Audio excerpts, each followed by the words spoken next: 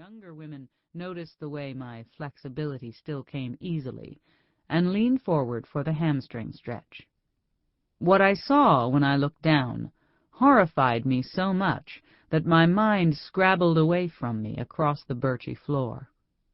What was it? Numb shard of bone, foot clawed, bird-like in spasm?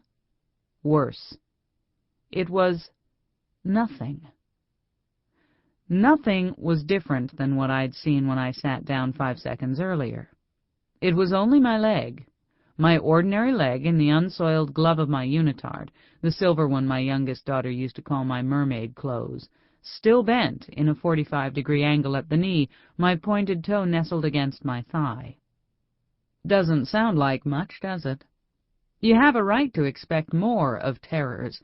Sharp single shriek on a silent street, pea-sized lump your finger grazes as you soap your breast, tang of smoke in the still air, footsteps rhythm matching your own in the dusk of an empty parking lot, a shadow that jumps against a wall in a room in which you know you are alone.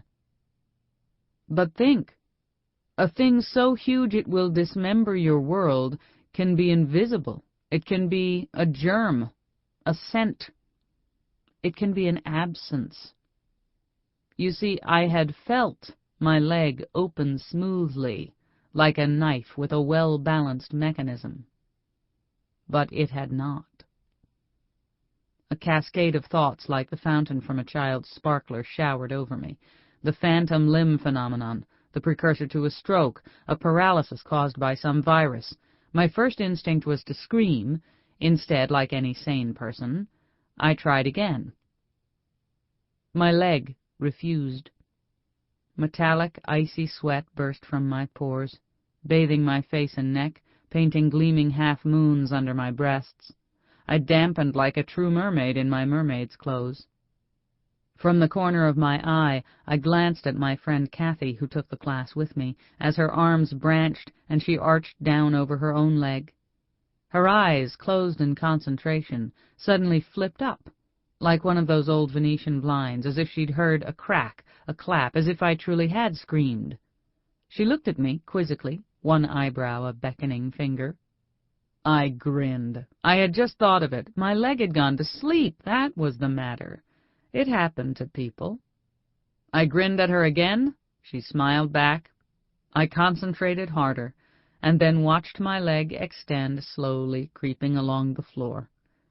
But no longer like a part of my body.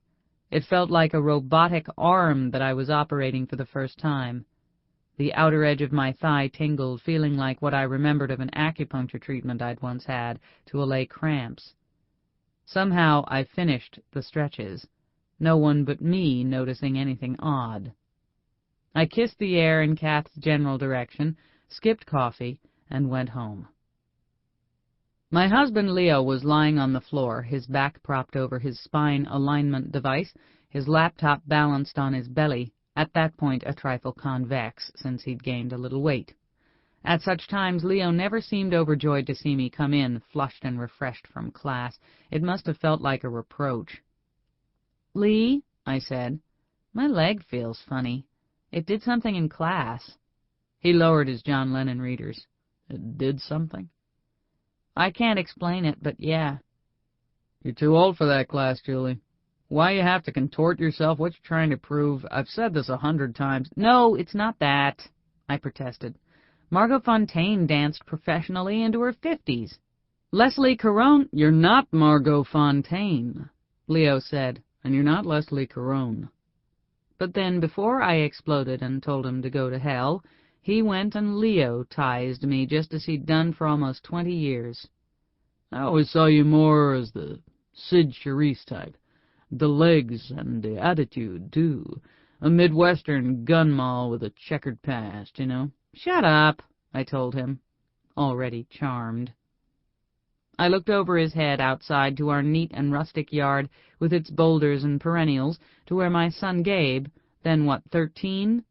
Anyhow, too old to be doing what he was doing, hanging upside down from a branch, swinging dreamily like some daylight bat, the smile on his face so rapturous it was just short of goofy. He was wearing $30 Dockers, special occasion pants, the kind of clothes a kid would wear to church if we were the kind of family who went to church regularly. There was no reason for him to be wearing them. He had only one pair, and it was late spring. They simply must have been the first thing Gabe saw. He was ruining them.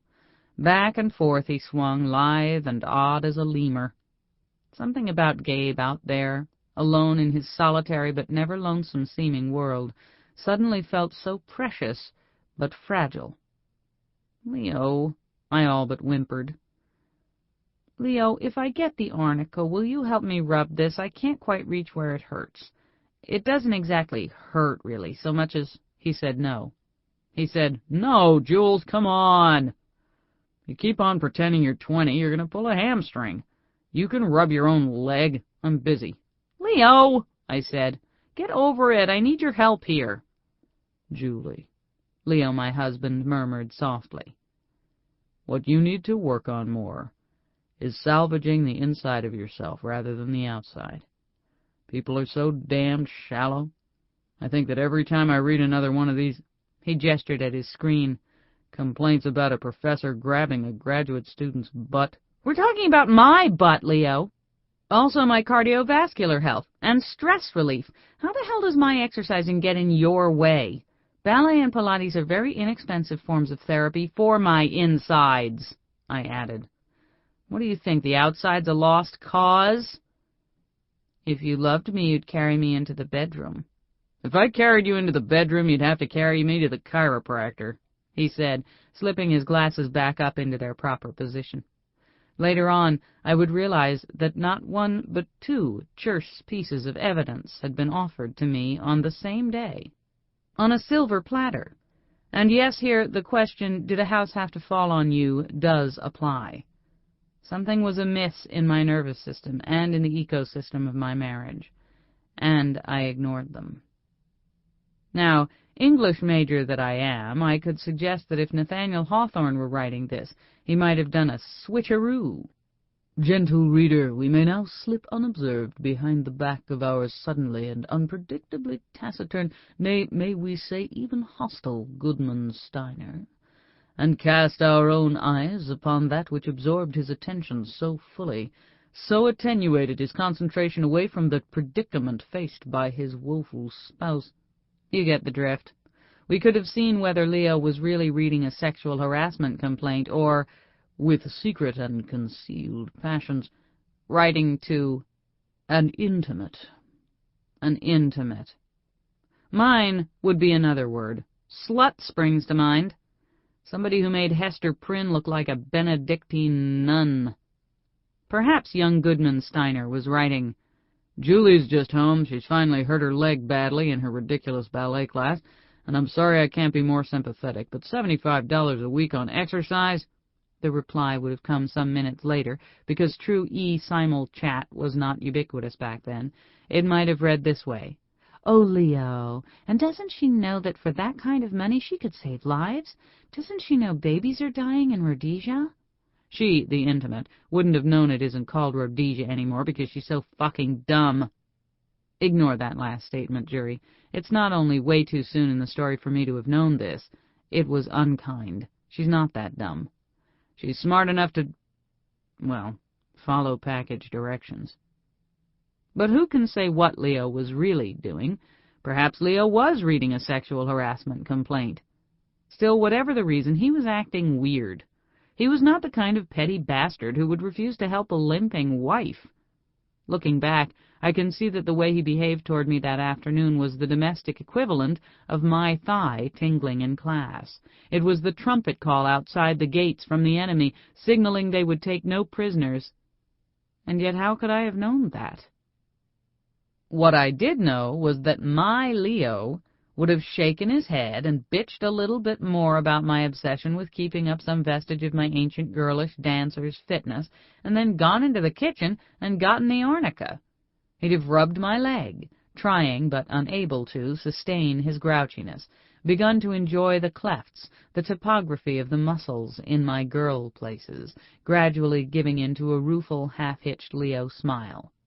He'd maybe even have flirted a little, though it would have been the middle of the afternoon, rubbed my butt until I pushed him away, but not too far away.